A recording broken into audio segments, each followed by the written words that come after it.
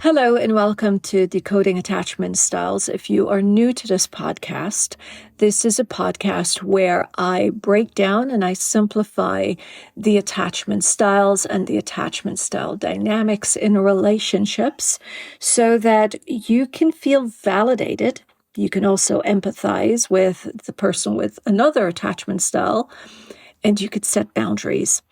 What I found is that without some serious boundaries, we will be unable to have a happy, healthy relationship with someone who's got a different attachment style than ours.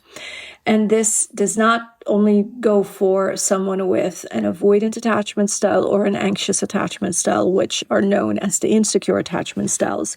This is also for someone who's got a secure attachment style, but does not understand the avoidant or the anxious attachment style. So the information that I share here is really to build up your awareness, but also to help you understand that these attachment styles are like learning a different language. You're speaking to someone who speaks a different language than yours. So we get into a little bit of the brain makeup, what's going on in the minds of a person with an anxious attachment or an avoidant attachment. So you're not feeling as though something's wrong with you or something's wrong with them. In that way, you're building empathy. Today, I've got a question from one of you on Instagram, and I thought it was quite interesting. I wanted to address it here. It's also going to be posted on a carousel on Instagram and across the other platforms. The question was really about why is it an avoidant attached person will say that they want to be in a long-term relationship, but then they get scared at the word commitment. Now, before I get into this topic, I would ask you to hit the subscribe button so that when a new episode jumps up, you're going to be the first to get them or get an alert to them. Also, please share these episodes with your friends. You never can tell who they're going to help. I remember during my years of being very confused about the avoidant attached style person, and I was an anxious attached person. It was heartbreaking, mind-boggling to say the least, not understanding or being able to comprehend in any way what these push-pull dynamics were really about. It was just so incredibly confusing. The moment I started to understand avoidant attachment, anxious attachment, and secure attachment, it all became a lot easier for me to manage. And the awareness and information also helped me to heal my attachment wounds and become more securely attached. So without further ado, the topic we're looking at today is they say they want a future with you, but then they panic when you label it. We want to know that this is not a game. Attachment style is not about manipulating deliberately or playing games. Love bombing is not a game. It is our emotional, mental makeup in an effort to get something that's going to make us feel better. So let's talk about exactly what's going on in the avoidant attached person's brain. For one, they crave security. Just like every human being, we want to feel safe and secure. Their nervous system wants a safe and predictable partner, just like the anxious attached. They hate instability, and they truly want a long-term connection, like every human being. But what you think is that the more you give the reassurance that you think they need, you think that this is going to help them, it actually makes it worse. Because what they start to see is this is beginning to sound like a manipulative tactic. You're just trying to calm them down before you could pounce and get what you want. The second thing is they feel engulfed. The word commitment doesn't mean love to them. It actually feels like a trap. It feels like they're going to lose who they are. And they're going to be in a cage of whatever you expect of them.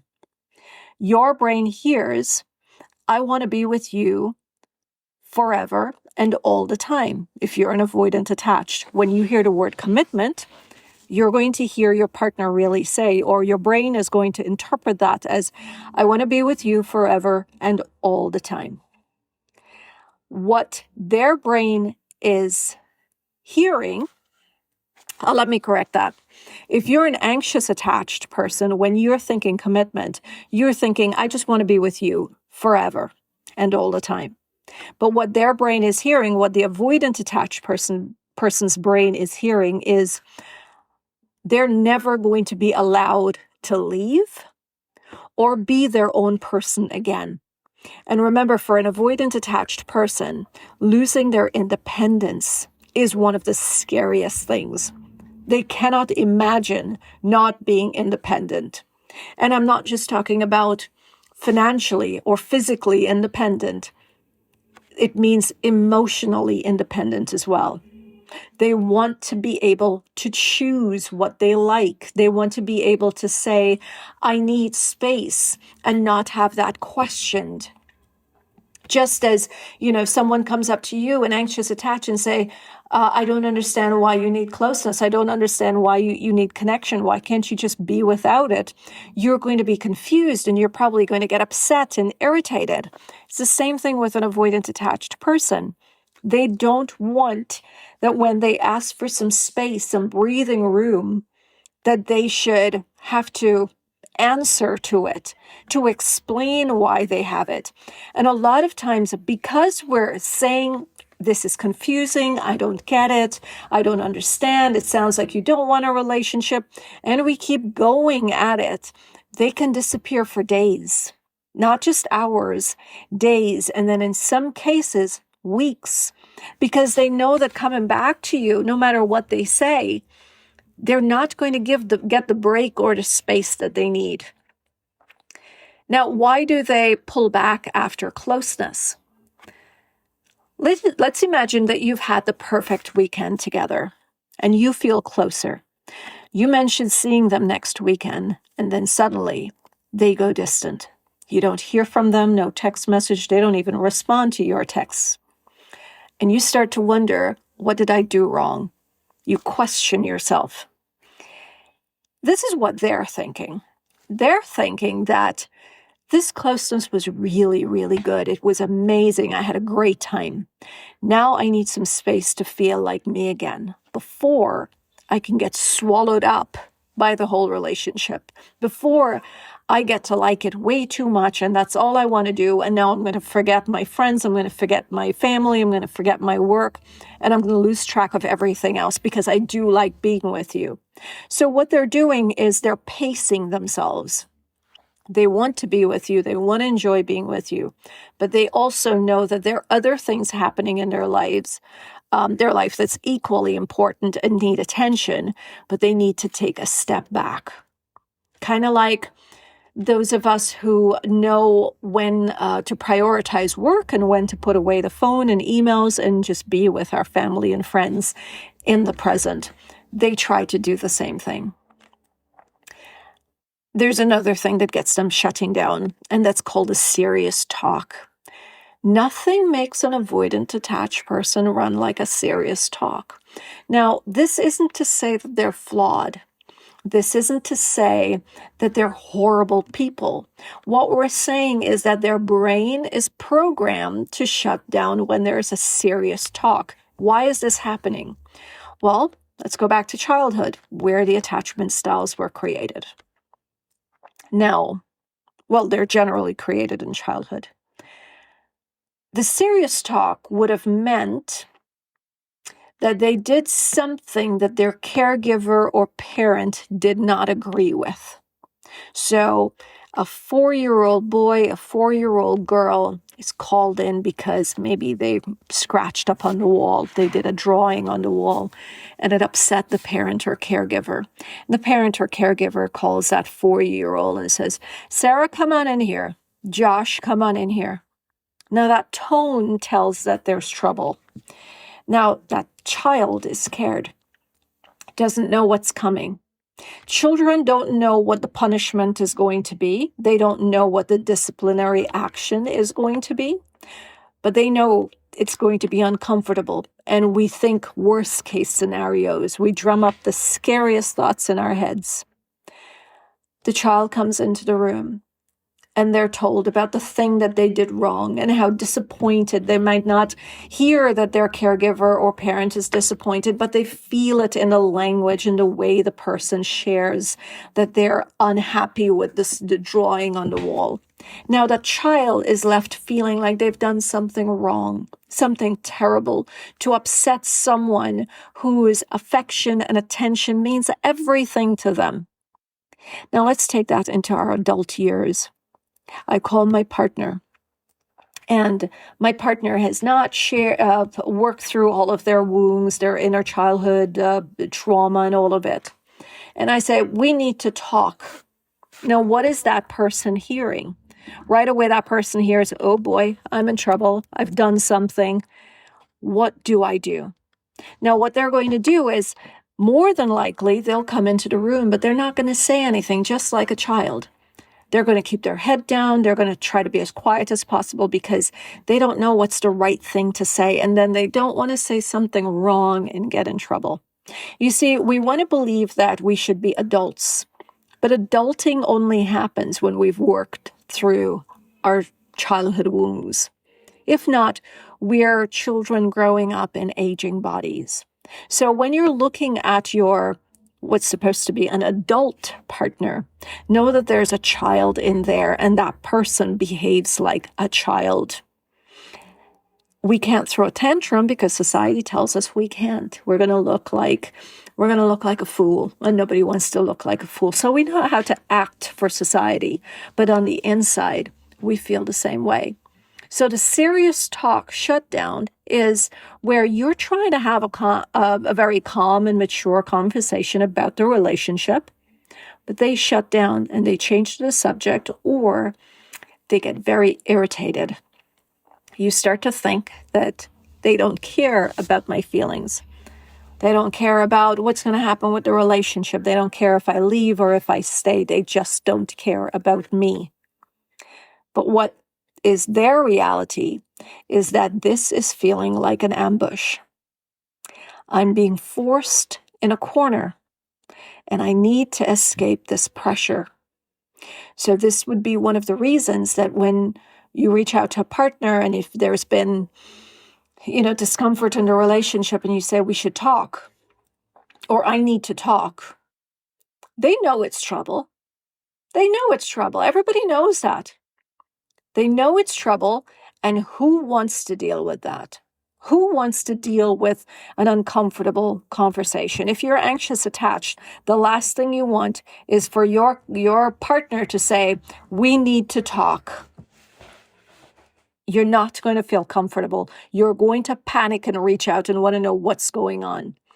And if they should say something like, you're always so needy and you're so clingy and it's just so irritating, it's not going to feel good. It won't feel good, but you don't know what that feels like because the avoidant attached person hardly ever says that to their partners. They've got to get to a point where they're so overwhelmed that they snap and say that hurtful thing. They hardly ever say it. So we don't know, as someone who has been an anxious attached, I never had an ex that said that to me. I never had a partner that pulled me up and said, well, you're not perfect either. And I wish they did. I wish somebody did. The only person who did that for me is my current partner, and he was able to help me to grow. So if you're an avoidant attached person and you're listening to this podcast, gently point out to your anxious attached person that this is what you're going through. This is the way you see things as well. And perhaps you're going to wake them up to their healing as well. Another thing that avoidant attached persons will do is that they idealize a future, but from afar. They can talk about a dream vacation in 5 years. So we do find that avoidant attached persons will make plans for the future, which obviously will let you know that they're interested in being in the future with you. Now, a lot of times people will say, yeah, but when we get to the point of making plans, they just back off. So they just talk. It's love bombing. It is not love bombing. It is safer to make plans later on into the future than for an avoidant attached to make plans right now because of the overwhelm. So they can talk about the dream vacation in 5 years, but then they're going to freeze up if you ask about being their +1 at a wedding next month. You're thinking they're a hypocrite. You're thinking that they're just love bombing and they're bullshitting, whatever it is you want to say. But this is their reality. Their reality is that these far off future plans is more of a lovely fantasy. It's ideal. It's perfect. It's what I could see myself doing. It's safe. But the near future commitment, like the weekend plans, well, that's really real. And it's terrifying because it takes effort. And not only the effort, what if I do something wrong and this person is disappointed? What if it's never good enough? How can I make it right? So the near future plans are actually terrifying. Now, their core belief is to be in a relationship, I have to disappear, meaning they are going to equate commitment with being enmeshed, meaning to be codependent on each other, to be entangled with the other person. They believe that they will have to give up their entire identity in order for you to like them and stay with them, because they have gone through experiences where they couldn't go out with their friends at peace, meaning they wanted to go out with their friends, but then their partner got annoyed because the partner couldn't be a part of that group. They wanted to go out with their friends, but their partner started to accuse them of going out with other people, being interested or flirting with other people, accusing them of not being honest and faithful. So in a lot of cases, they just resigned to staying home and saying, okay, you know what? I'm not dealing with the stress. I'll just neglect myself and forget about my friends and I'll stay home. But what they end up doing is they resent you because they can't be themselves. So because they've had a history of partners like these, generally anxious attached partners who were insecure, and they had to change who they are to appease their partner, they're now scared to be in a relationship because they feel like, okay, if I'm going to be in a relationship, I can't be myself. I have to give up everything that I am. If I don't, then this person is going to get upset with me and they're going to leave. Keep in mind that their fear is about them and not you. It's not that they think you're going to be a bad partner. If you're anxious attached, I'm sure that you've shown that you're a kind, generous, caring, selfless, thoughtful person. They see that. They are just terrified that they will fail at the job of being a committed partner. Their thought, their belief is that they're eventually and inevitably let you down, and that it is just safer not to make a promise. Because the thing about human beings is that we're very, very tricky when it comes to our emotions. The other person can't possibly know exactly what to say and exactly what to do that will make us happy. And they know this. An avoidant attached person know this. Their independence equals safety. So any perceived threat to their independence will trigger something that's very primal. Commitment will feel like the ultimate threat. It's kind of like taking them and shoving them into a cage. Their motto or their belief is, if I depend on you and then you leave me, I'm going to be destroyed. So I cannot depend on you. I've got to learn to stay independent.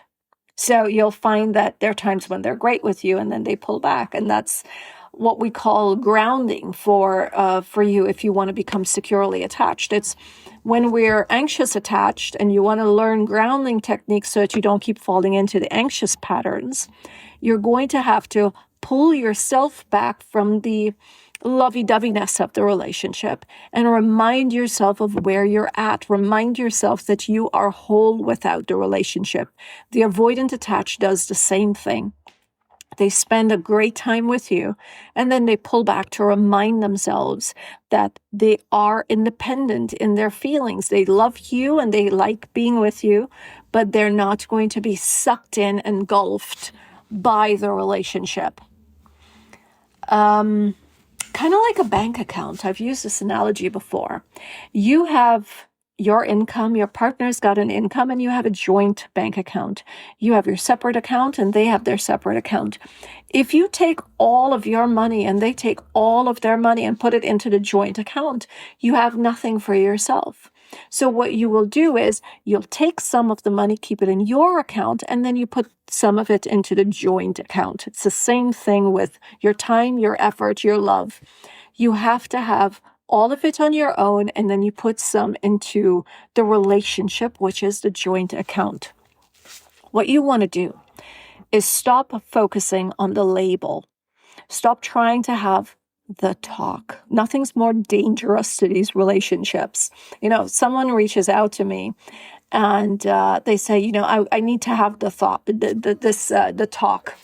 My first response is, no, don't do that. Don't talk. You can convey a message through your actions. You don't have to have the talk. The talk is terrifying. And it's easy to empathize. Again, if you're anxious attached, think about it. If your partner should call you and say, I'd like to have a talk, I guarantee you are going to feel anxious. And if that's not true, let me know in the comment section or reach out to me through my email or DM me on any social media platform. What this is all about is we can't logically, or we cannot logic someone out of fear that is not logical. We can't brain talk them. We can't coax them or coach them out of a fear that they're not even aware of. So we can't have the talk. They don't get it. They don't understand it. Just as much as if an avoidant attached person should come to an anxious attached person and say, I don't understand why you need connection, and you're completely confused to it, they will be completely confused as to you talking to them about being close. It's two different languages we're speaking. So the goal is to make commitment feel safe and not mandatory. When people feel safe to make decisions on their own, they're going to act committed. They may not say it, they may not use the word committed, but you will see through their actions that they are committed. So again, just to reiterate, focus on actions, not their words. Instead of asking, what are we? Just notice their behavior. Do they show up? Are they reliable? Do they make an effort? Look for effort.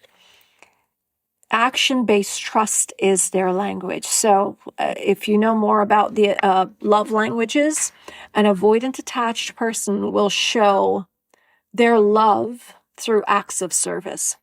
Not words of affirmation, not the presence, through acts of service.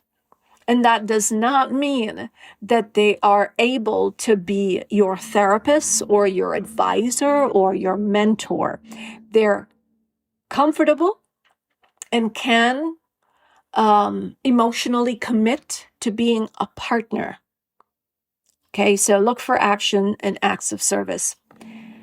You want to champion their independence. It's something to be admired. For a human being, a member of our species, to have the ability to take care of ourselves is something to be admired. And you get to champion your partner's independence. Be the person who encourages their alone time with their hobbies, time with their friends. Encourage it. You can say, I love that you have your own thing. I love that you could do things on your own. It proves that you're not a threat to who they are, that it's a part of them that you admire. And you get to do that quite easily if you're able to do that for yourself. And they find that incredibly attractive. They find it incredibly attractive when you're able to live life on your terms and make yourself happy doing things other than just being up under them. You also want to lower the stakes. This isn't to lower your expectations or your values. But if you're choosing to be in a relationship with someone with an avoidant attachment style, remember, nobody's telling you that you have to. No one's telling you that you have to date someone who makes you uncomfortable. If that's the case, leave. But if you're choosing to be with someone who's got an avoidant attachment style, you don't have to lower your standards. You lower the stakes. Frame the future in small, low-pressure chunks. What do I mean by that? Instead of saying something like, we need to plan the summer. No, you don't need to. You don't have to. Try saying, I'd like to see you this weekend. So don't go for the big summer plans just yet. Just plan the weekend and just say, it would be nice to catch up. It would be nice to hang out. So by doing that, you're removing the weight. You're removing the heaviness from the relationship. When you stop forcing the label, you're going to create space for them to choose you consistently. And I've seen this happen. I see that when the pressure is gone, avoidant attached persons want to and choose to be with their partners. I've had clients who went through breakups, and this was the only thing that got them back together. It was removing the pressure, removing the talk. It's just about getting together and enjoying each other's company. And I know people talk about relationships or work, and I say this over and over again. Until we have majority of the people waking up on a Monday and screaming with excitement that, oh, thank God it's a Monday, I get to go to work. The word work is not associated with fun. I mean, when we're kids, we want to go have fun and play with our friends. In relationships, it's the same thing. We show up for work when we love it. We show up for people when we love their company, not when it's all stressful. And work in a relationship doesn't mean that you're working to change the other person. It means we're working on ourselves and evolving. We're healing ourselves. Yes, we're understanding and appreciating the other person, but we're not bending over backward to accommodate the other person too. Right? So forget about the label. Give them the space and they're going to choose you, and it's going to be consistent. Because without the pressure, the fear of engulfment, it's going to fade. If you're not pressuring them, pressuring someone is kind of like shoving them, right? So imagine that you're shoving them into the cage. That's the pressure. Every time you put some pressure, ask a question. What's the status of our relationship? You're pushing them, pushing them, pushing them. What do people do when you push them? They push back. But if you just walk around, you just let them be, it's like, sure, whatever. Eventually, they are going to offer up their commitment. They're going to offer up safety. So the avoidant attached person, we know that they can experience security without feeling trapped. And you get the security from their actions while they're getting the freedom to breathe. And everybody is left happy and content and feeling like they're in a relationship that is progressing. I hope this helps. Feel free to send me an email, annalisabahadur@gmail.com. Follow me across social media for attachment styles in the workplace, which you'll find on LinkedIn. There's a Facebook group called Decoding Attachment Style Group, where we post quiz questions and whatnot, everything to help you to grow. reach out with any questions that you might have. Thanks for listening. This is Decoding Attachment Style, and I'm your host, Annalisa Bahadur.